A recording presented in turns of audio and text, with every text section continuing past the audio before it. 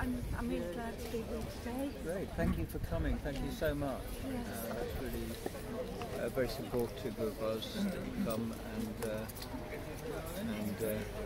yeah, wonderful. So I understand there's some kind of a response from the Labour Party to us here. Yes, there is. Yes. Right. Yeah. I've looked carefully at the three demands, and we've got a written response here. Right. Absolutely, it's really important that we listen to you and we take seriously your concerns. Right. So what do you think about three demands? So your three What demands, do you think of them? Well, I think in terms of telling the truth, absolutely. Mm-hmm. It's so important that we tell the truth, and I take your point that I don't think it's registering enough. I think the work of XR is starting to break through, but I still think there's consciousness needs to be raised further in our world, not just in this country, but we need to. We really need a complete overhaul of our economic system.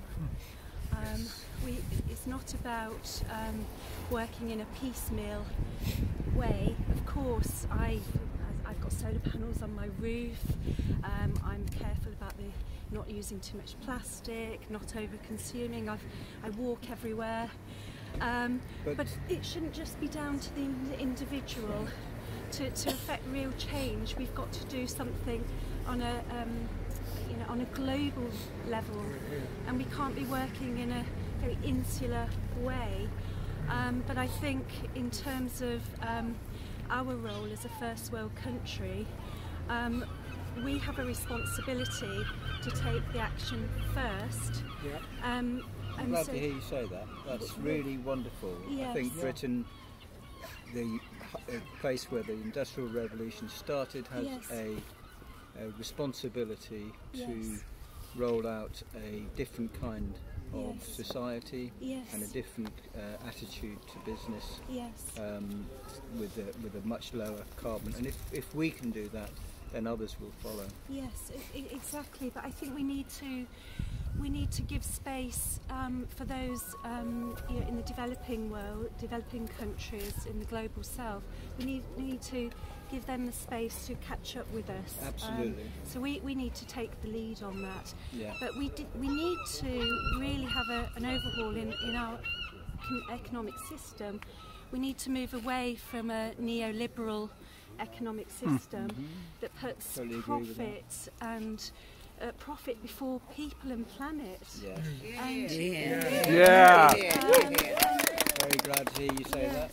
Wonderful. So and it's brilliant. It's brilliant. It's there are initiatives like planting billions of trees. We need to do that to store the carbon, but we can't do that alone. No. We really have got to have a radical change, and other parties are talking about getting big companies to sign up to a code of practice without it being enshrined in any legislation. I just don't think big companies are going to.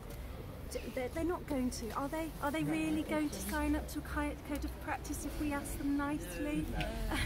We have to. So we need legislation. We need legislation. We absolutely need legislation. And part of our way of thinking is that we need the Citizens' Assembly there in place to make sure that what's needed to be done is done. Yes. And freeing up the parties, the government, Yep. from the need to try to get that past people, so that we can actually address these very serious issues. Yeah. Is that something that Labour supports? It is something Labour Party supports, and I also speak from my point of view. The Labour Party is a democratic party. All of our decisions that we make that go into policy are made at conference, so they're not made top down. They're made bottom up, so to speak. So I absolutely agree with the Citizens' Assembly, because it completely fits in with the values of the Labour Party. And if I am elected, I would be wanting to take the lead in setting up a citizens' assembly here in this constituency, because I think it's really important that people have their say. And that would be wonderful. Yeah. So that's two of the demands. Yes. We talked about telling the truth and the citizens' assembly. Yeah. Now, what about the third demand of carbon neutrality by 2025? Okay, and I've looked very carefully at that, and I do accept that even, I don't know whether you're aware, the Labour Party's aim is 2030, and to follow in with the telling the truth, I would be disingenuous and simply trying to get votes if I told you today, yes, we'll sign up to 2025. Labour Party policy is 2030, so that's where we stand at the moment, but obviously that would be something that we would be pushing for as well, to get it as low as possible. Well, Richard Sims of the Rapid Transition movement said that we should be going for 2025 because nobody knows whether we can do it or not. Right. So 2030, looks weaker than it might otherwise have been. We should be going for 2025 because that's what the science says we should be going for. Right. As I said, I think what I'd like us to do is to really have a considered, reflective response to that. I don't want to be a typical politician and make promises that I do understand. This is absolutely. I understand that because already I think the Labour Party has rolled back a little bit from its conference.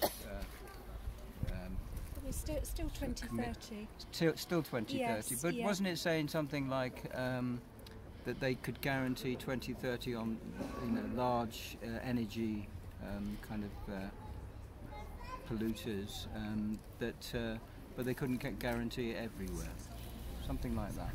Well, that's not my understanding, but I'm very happy to go back and have a look. Okay. My understanding is it is still the plan is still 2030. Yeah, what I heard on the news yesterday was significant progress by 2030. Right. Okay. Not necessarily. Right. Yeah.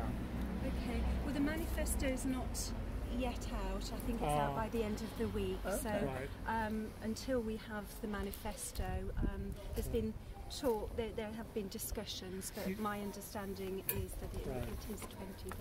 Well, as it hasn't yet been decided, the argument for a nearer date is that look, it's what is happening now. The government agreed to declare a climate emergency in April, and since then they've authorised a third runway at Heathrow Airport, and they've financed fracking in Argentina, and they've authorised a new coal mine in Cumbria. So, we are not having tight enough targets. They think, we've got all the time to do all this stuff, which we actually don't need. It's going completely against what we should be doing. Well, absolutely. But it's, I hate to be party political, but that is the Conservative Party who are authorising the third runway, and it's not something that I support, or the Labour Party. We need to move away from an over-consumptive society, and we all need to play our part. But as I said, it should be individual actions, but what we really need to do to make really effective change globally is to have a complete overhaul of our economic system. Yeah, and when I interviewed Claire Moody the other day, I asked her what she thought could be in place of the measure of progress, which is GNP. So, do you have any thoughts on that? I don't actually, but I would have to have a look at that. Well, other countries are looking at gross national happiness as a measure. Some way of getting away from. That's in New Zealand, isn't it? It's Bhutan. In Bhutan. Okay, I thought Bhutan is. No, Bhutan. I think New Zealand might be doing it also. I think yes. Yeah. Well, I think that sounds wonderful. Yeah, because we need to get away from this kind of consumer culture, which says that that happiness depends on buying or getting something or getting rid of something. Yes, yeah. And there's so much we can do to create the conditions. A political party such as Labour could do to create the conditions where people can be happier, even though they're consuming less. Yes. So I would, that's something I think that Extinction Rebellion is very much supporting as well. Absolutely. Well, for me, the measure of a civilised society is how well we look after our most vulnerable. And so if our most vulnerable are looked after and their needs are met, then that for me is a measure of that we have got it right. Right. So can I ask you, on the most vulnerable side of things, of course under the neoliberal corporate kind of capitalism we have at the moment, with austerity we have in this country, people out on the streets dying basically. But around the world we have millions potentially dying in the future, and hundreds, not thousands right now, dying as a result of climate and ecological catastrophe. So what does Labour say about the foreign policy? Well, Labour needs to, as I said, we need to completely overhaul our economic policy, and that includes foreign policy as well. Right. We have a very aggressive foreign policy, and there's this competition for fuel and resources, and we really need to move away from that, because that's what causes wars and conflict. Right. So it's looking at a complete overhaul. Right. Anybody? Heathrow. Somebody's just saying. Heathrow. What is Labour's policy on Heathrow then? You touched on it earlier. Yes, I don't think we have a specific view on. We are against the third runway. Yes. Great. And I was going to say what I am, but I'm against the third runway. But yes, and music. I represent That's Labour. music to some XR rebels here. Yes. What about Labour's climate reparation policy? Beg pardon? Do you know about Labour's climate reparations policy? No, do well, tell. It's a policy exactly as you say, that the Industrial Revolution started here, and that we are responsible for the first emissions, for leading the way in the damage that was caused, that we have all got rich on the back of that. And so we will have a Science Innovation Fund which will fund innovations in sustainable food growth, in ecological restoration, and in innovations for renewable energy, and we will give those innovations away to the global south, and that's a core part of our foreign policy. Wow, that is music. It's called climate reparations. Wow. So that's wonderful to hear. Well, I guess, is there anybody else? Do you want to say anything on social justice and the sort of investments into the Green New Deal? The large amount of money that Labour is going to be spending, which I think is 250 billion on ensuring that people who are currently working in fossil fuels are not thrown out of work as they were back in the 80s with the miners' strike, that they will actually be redeployed into, obviously you can't, there's bound to be a few things on the edge, but the essential thing is that there are as many people redeployed into the new green energy as possible, and I think that's a key platform of Labour that we need to kind of make clear.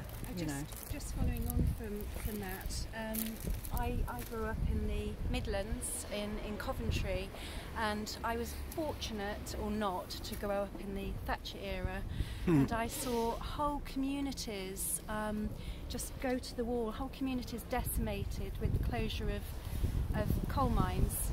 Now it's the right thing to do, but there wasn't a plan in place to support these communities, and the communities, families were just thrown to the wall, and that is just criminal. That's absolutely criminal. So we need, the Labour Party policy is about a just transition for workers who are engaged in fossil fuel industries. We're going to retrain them so that they can then go and work in renewable industries, and I think that is a much more, well, it's as I said, it's a just transition, and it's social justice as well. It's very difficult. I was going to bring you in there, Stefan. You were talking earlier about how there's a balance between the jobs and transition to a just society, and honing in on this 2025 or 2030 carbon neutrality, and it's very difficult. So that just transition is actually baked into the three demands bill.